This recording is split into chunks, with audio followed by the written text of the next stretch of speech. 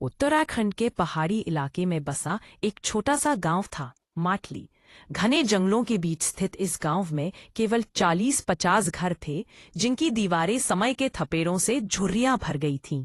शाम होते ही पूरा इलाका अजीब सी खामोशी में डूब जाता, जैसे जंगल खुद अपने भीतर के रहस्यों को छिपा लेता हो। कहानी है आदित्य की, एक युवा फोटोग्राफर जो देहरादून से आया था। उसका उद्देश्य था गांवों के पुराने रीति रिवाजों और लोक कथाओं की तस्वीरें लेकर एक डॉक्यूमेंट्री बनाना। गांव वालों ने उसे एक पुराना खाली पड़ा घर दिया, जिसके बाहर लगे एक टूटी फूटी तख्ती पर सिर्फ एक चेतावनी थी, रात को इस घर में दूसरा दरवाजा मत खोलना। आदित्य ने आश्चर्य से पूछा, कौन सा दूसरा दरवाजा और क्यों नहीं खोलना?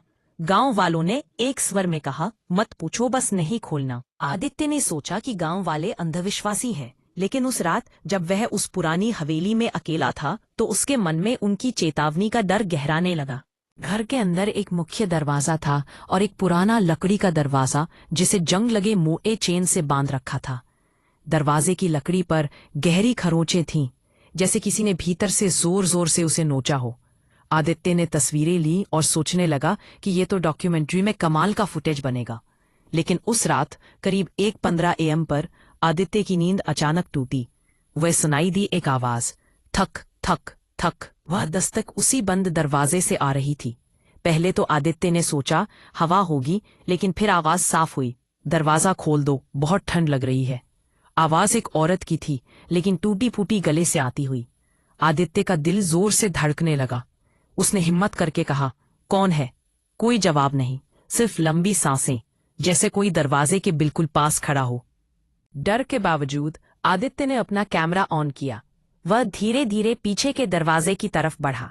दस्तक बंद हो चुकी थी, लेकिन जैसे ही वह करीब पहुंचा, दरवाजा अंदर की तरफ हल्का सा हिला, जबकि चेन अभी भी कसी हुई थी।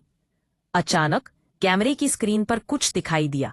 दरवाजे की नीचे की दरार में से किसी के पैरों की छाया थी, जैसे कोई ठीक दरवाजे के पीछे खड़ा हो।